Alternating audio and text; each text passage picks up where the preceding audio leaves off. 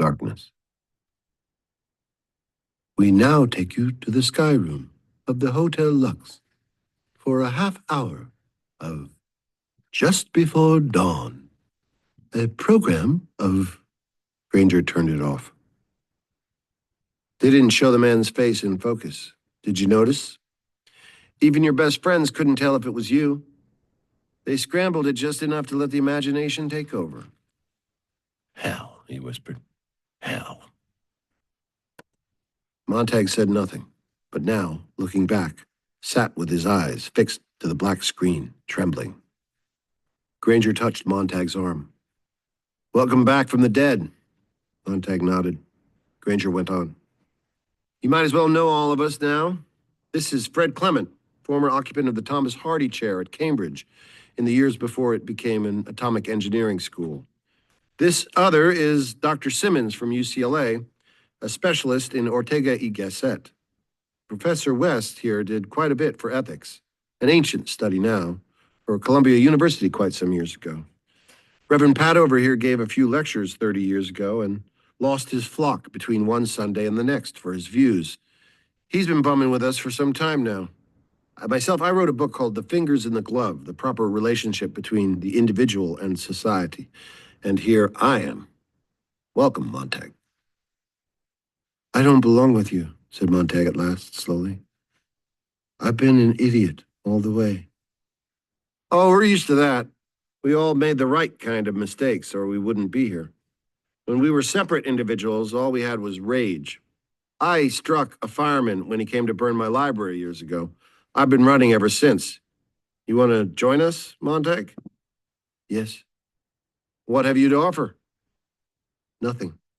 I thought I had part of the book of Ecclesiastes and maybe a little of Revelation, but I haven't even that now. The book of Ecclesiastes would be fine. Where was it? Here. Montag touched his head. Ah, Granger smiled and nodded. What's wrong? Isn't that all right? Said Montag.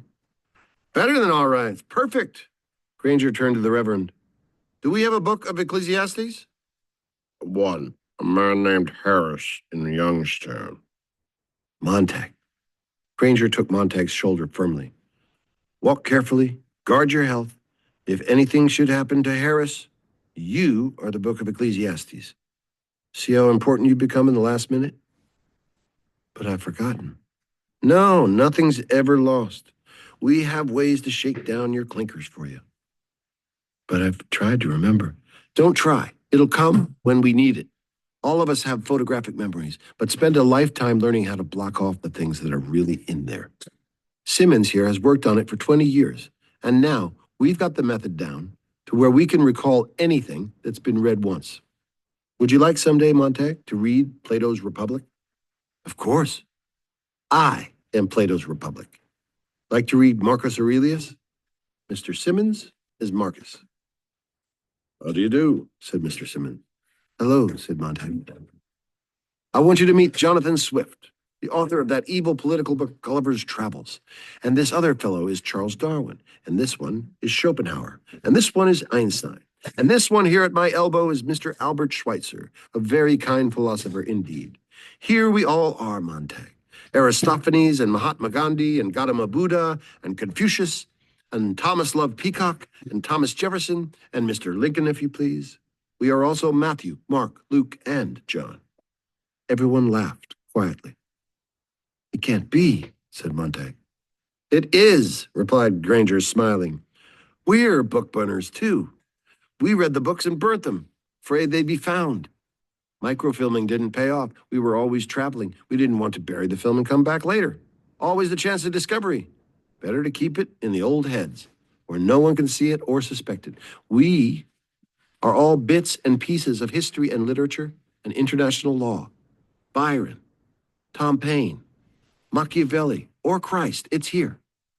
And the hour's late, and the war's begun, and we are out here, and the city is there, all wrapped up in its own coat of 1,000 colors. What do you think, Montag? I think I was blind, trying to go at things my way, planting books in firemen's houses and sending in alarms. You did what you had to do.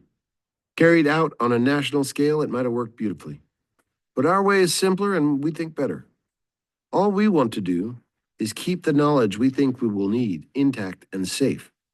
We're not out to incite or anger anyone yet, for if we are destroyed, the knowledge is dead, perhaps for good. We are model citizens in our own special way. We walk the old tracks, we lie in the hills at night, and the city people let us be.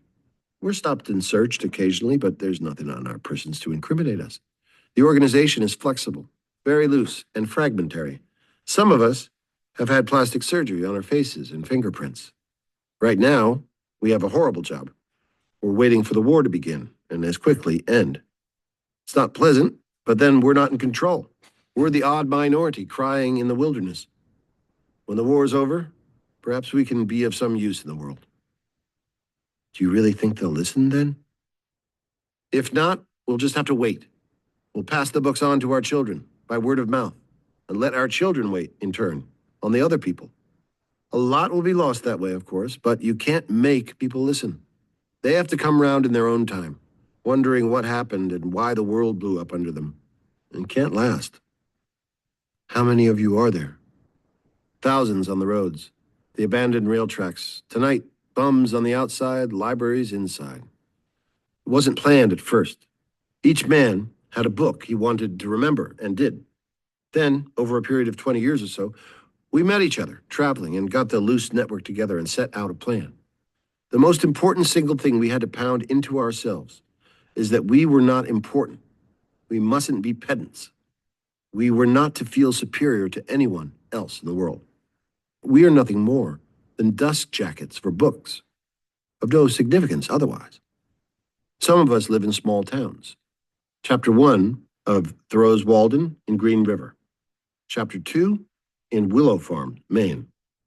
Why, there's one town in Maryland, only 27 people, no bomb will ever touch that town, is the complete essays of a man named Bertrand Russell.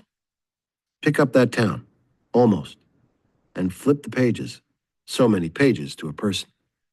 And when the war's over, someday, some year, the books can be written again. The people will be called in, one by one, to recite what they know, and we'll set it up in type until another dark age, when we might have to do the whole damn thing over again. But that's the wonderful thing about man. He never gets so discouraged or disgusted that he gives up doing it all over again, because he knows very well it is important and worth the doing. What do we do tonight? Asked Montag. Wait, said Granger, and moved downstream a little ways, just in case. He began throwing dust and dirt in the fire. The other men helped, and Montag helped, and there, in the wilderness, the men all moved their hands, putting out the fire together. They stood by the river in the starlight. Montag saw the luminous dial of his waterproof. 5 o'clock in the morning. Another year ticked by in a single hour, and dawn waiting beyond the far bank of the river. Why do you trust me? Said Montag. A man moved in the darkness. The look of you's enough. You haven't seen yourself in a mirror lately. Beyond that, the city has never cared so much about us to bother with an elaborate chase like this to find us. Few crackpots with verses in their heads can't touch them. And they know it, and we know it. Everyone knows it. So long as the vast population doesn't wander about quoting the Magna Carta and the Constitution, it's all right. The firemen were enough to check that now and then. No, the cities don't bother us. And you look like hell. They moved along the bank of the river, going south. Montag tried to see the men's faces, the old faces he remembered from the firelight, lined and tired. He was looking for a brightness, a resolve, a triumph over tomorrow that hardly seemed to be there. Perhaps he had expected their faces to burn and glitter with the knowledge they carried, to glow as lanterns glow with the light in them. But all the light had come from the campfire, and these men had seemed no different than any others who had run a long race, searched a long search, seen good things destroyed, and now very late were gathered to wait for the end of the party and the blowing out of the lamps. They weren't at all certain that the things they carried in their heads might make every future dawn glow with a purer light. They were sure of nothing save that the books were on file behind their quiet eyes. The books were waiting, with their pages uncut, for the customers who might come by in later years, some with clean and some with dirty fingers. Montag squinted from one face to another as they walked. "Don't judge a book by its cover," someone said, and they all laughed quietly, moving downstream. There was a shriek, and the jets from the city were gone overhead long before the men looked up. Montag stared back at the city, far down the river, only a faint glow now. "My wife's back there." "I'm sorry to hear that. The cities won't do well in the next few days," said Granger. "It's strange I don't miss her. It's strange I don't feel much of anything," said Montag. "Even if she dies, I realized a moment ago I don't think I'll feel sad. It isn't right. Something must be wrong with me." "Listen," said Granger, taking his arm and walking with him, holding aside the bushes to let him pass. "When I was a boy, my grandfather died, and he was a sculptor. He was also a very kind man who had a lot of love to give the world. And he helped clean up the slum in our town, and he made toys for us. And he did a million things in his lifetime. He was always busy with his hands. And when he died, I suddenly realized I wasn't crying for him at all, but for all the things he did. I cried because he would never do them again.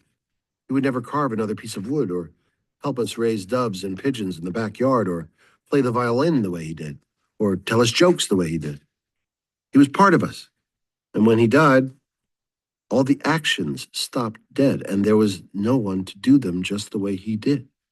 He was individual. He was an important man. I've never gotten over his death.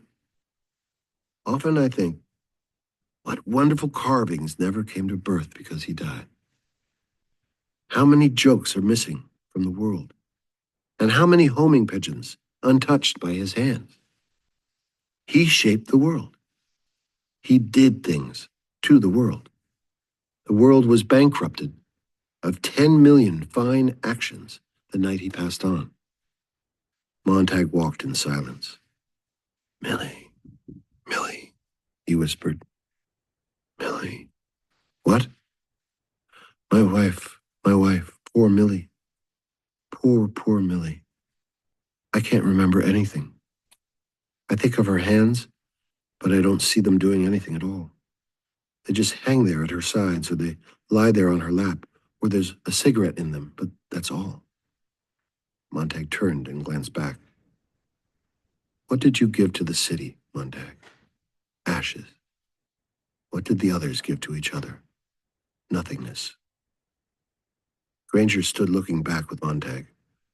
"Everyone must leave something behind when he dies," my grandfather said. "A child, or a book, or a painting, or a house, or a wall built, or a pair of shoes made, or a garden planted. Something your hand touched some way, so your soul has somewhere to go when you die. And when people look at that tree or that flower you planted, you're there. It doesn't matter what you do," he said, "so long as you change something from the way it was before you touched it into something that's like you after you take your hands away. The difference between the man who just cuts lawns and a real gardener is in the touching," he said. "The lawn cutter might just as well not have been there at all. The gardener will be there a lifetime." Granger moved his hand. "My grandfather showed me some V2 rocket films once, 50 years ago. Have you ever seen the atom bomb mushroom from 200 miles up? It's a pinprick. It's nothing, with the wilderness all around it. My grandfather ran off the V2 rocket film a dozen times and then hoped that someday our cities would open up more and let the green and the land and the wilderness in more, to remind people that we're allotted a little space on Earth and that we survive in that wilderness that can take back what it has given, as easily as blowing its breath on us or sending the sea to tell us we are not so big. When we forget how close the wilderness is in the night," my grandpa said, "someday it will come in and get us, for we will have forgotten how terrible and real it can be. You see?" Granger turned to Montag. "Grandfather's been dead for all these years, but if you lifted my skull, by God, in the convolutions of my brain, you'd find the big ridges of his thumbprint. He touched me. As I said earlier, he was a sculptor. I hate a Roman named Status Quo, he said to me. Stuff your eyes with wonder, he said. Live as if you'd drop dead in 10 seconds. See the world. It's more fantastic than any dream made or paid for in factories. Ask no guarantees. Ask for no security. There never was such an animal. And if there were, it would be related to the great sloth, which hangs upside down in a tree all day, every day, sleeping its life away. To hell with that, he said. Shake the tree and knock the great sloth down on his ass. Look, cried Montag. And the war began and ended in that instant. Later, the men around Montag could not say if they had really seen anything. Perhaps the merest flourish of light and motion in the sky. Perhaps the bombs were there, and the jets, 10 miles, 5 miles, 1 mile up, for the merest instant, like grain thrown over the heavens by a great sowing hand, and the bombs drifting with dreadful swiftness, yet sudden slowness, down upon the morning city they had left behind. The bombardment was, to all intents and purposes, finished. Once the jets had sighted their target, alerted their bombardier at 5,000 miles an hour, as quick as the whisper of a scythe, the war was finished. Once the bomb release was yanked, it was over. Now, a full 3 seconds, all of the time in history, before the bomb struck, the enemy's ships themselves were gone half around the visible world, like bullets in which a savage islander might not believe because they were invisible. Yet the heart is suddenly shattered. The body falls in separate motions, and the blood is astonished to be freed on the air. The brain squanders its few precious memories and, puzzled, dies. This was not to be believed. It was merely a gesture. Montag saw the flirt of a great metal fist over the far city, and he knew the scream of the jets that would follow, would say, after the deed, disintegrate, leave no stone on another, perish, die. Montag held the bombs in the sky for a single moment, with his mind and his hands reaching helplessly up at them. Run, he cried to Faber. To Clarice, run. To Mildred, get out of there. But Clarice, he remembered, was dead. And Faber was out, there in the deep valleys of the country, somewhere the 5 a.m. bus was on its way from one desolation to another. Though the desolation had not yet arrived, was still in the air. It was certain as man could make it. Before the bus had run another 50 yards on the highway, its destination would be meaningless, and its point of departure changed from metropolis to junkyard. And Mildred, get out, run! He saw her in her hotel room somewhere, now in the half-second remaining, with the bombs a yard, a foot, an inch from her building. He saw her leaning toward the great shimmering walls of color and motion, where the family talked and talked and talked to her, where the family prattled and chatted and said her name and smiled at her and said nothing of the bomb that was an inch, now a half inch, now a quarter inch from the top of the hotel. Leaning into the wall, as if all the hunger of looking would find the secret of her sleepless unease there. Mildred leaning anxiously, nervously, as if to plunge, drop, fall into that swarming immensity of color, to drown in its bright happiness. The first bomb struck. Mildred!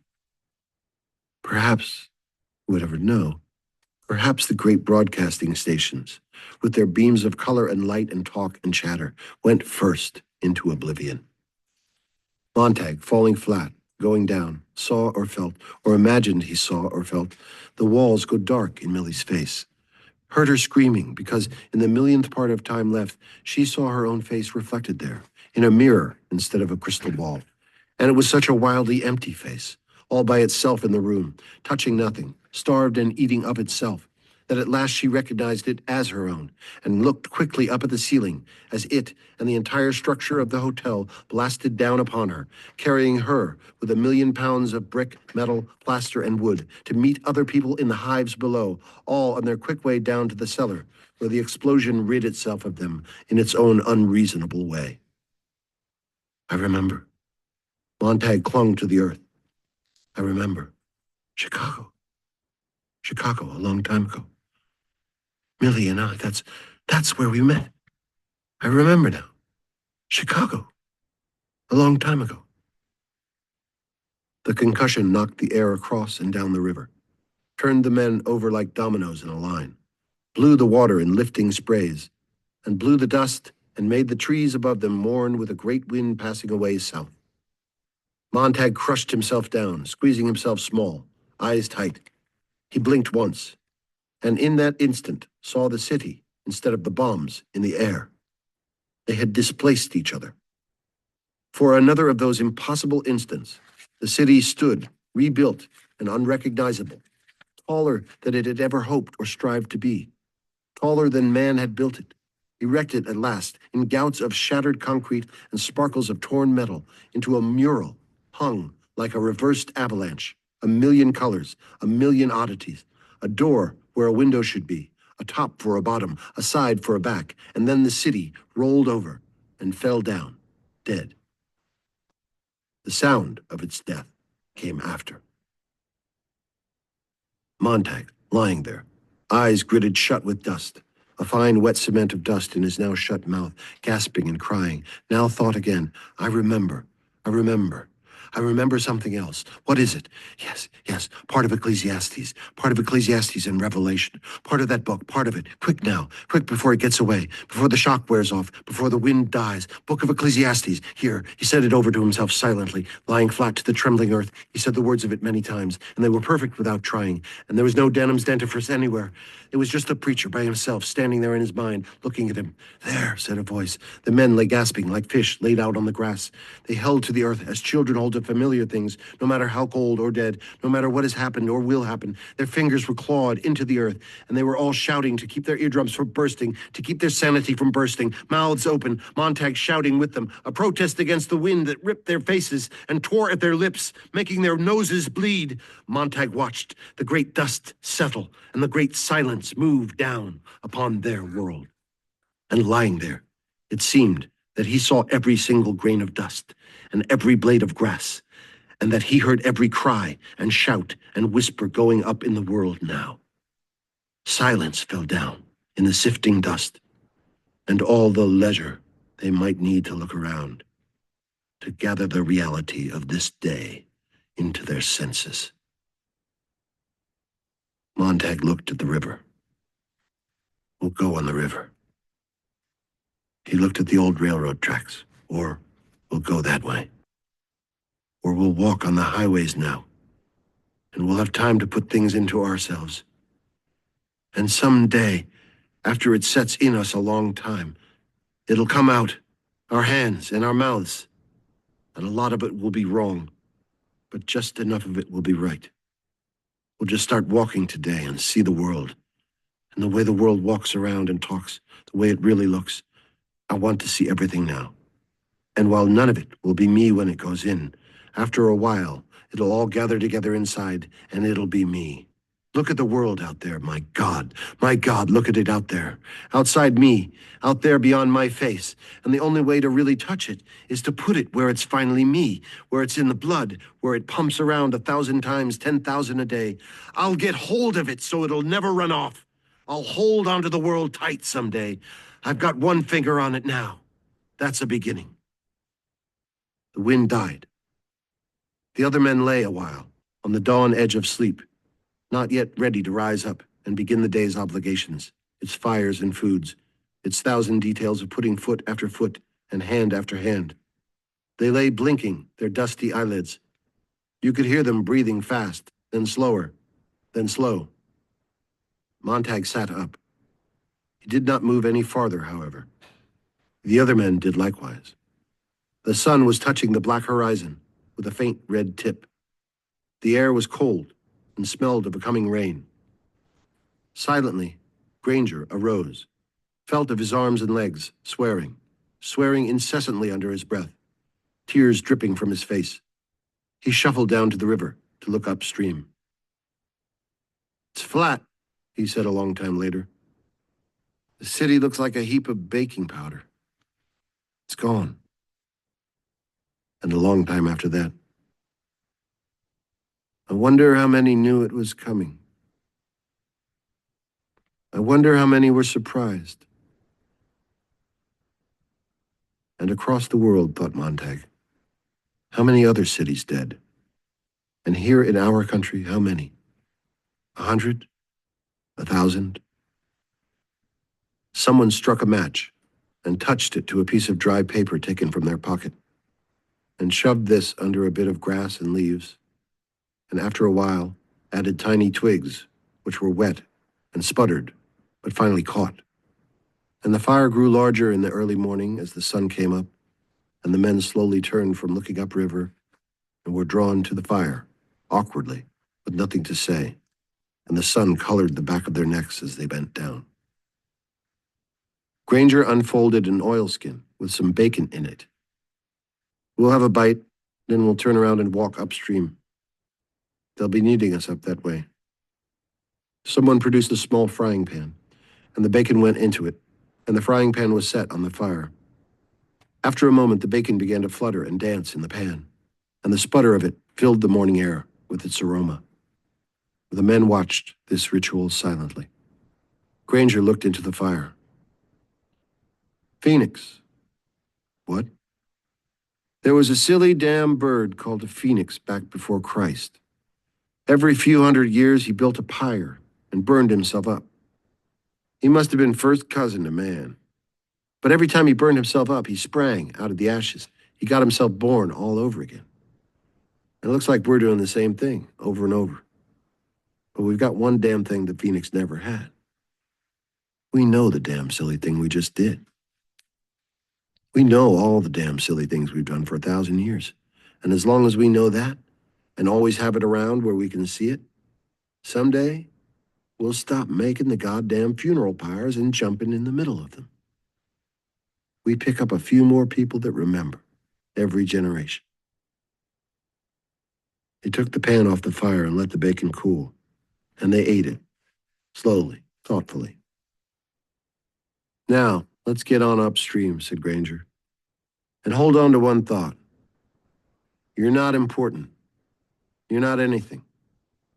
Someday the load we're carrying with us may help someone. But even when we had the books on hand, a long time ago, we didn't use what we got out of them. We went right on insulting the dead. We went right on spitting in the graves of all the poor ones who died before us. We're going to meet a lot of lonely people in the next week and the next month and the next year.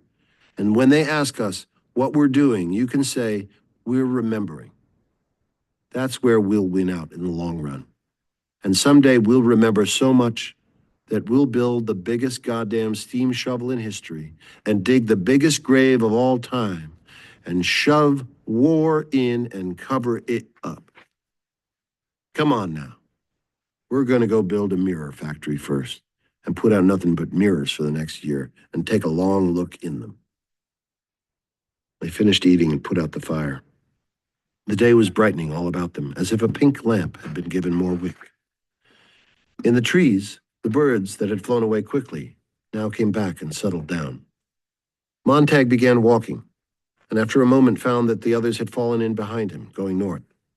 He was surprised, and moved aside to let Granger pass, but Granger looked at him and nodded him on. Montag went ahead. He looked at the river and the sky, and the rusting track going back down to where the farms lay, where the barns stood full of hay, where a lot of people had walked by in the night on their way from the city. Later, in a month or 6 months, and certainly not more than a year, he would walk along here again, alone, and keep right on going until he caught up with the people. But now, there was a long morning's walk until noon, and if the men were silent, it was because there was everything to think about and much to remember. Perhaps later in the morning, when the sun was up and had warmed them, they would begin to talk, or just say the things they remembered, to be sure they were there, to be absolutely certain that things were safe in them. Montag felt the slow stir of words, the slow simmer. And when it came his turn, what could he say? What could he offer on a day like this to make the trip a little easier? To everything, there is a season. Yes. A time to break down and a time to build up. Yes. A time to keep silence and a time to speak. Yes. what else? What else? Something. Something. And on either side of the river, was there a tree of life, which bare 12 manner of fruits, and yielded her fruit every month.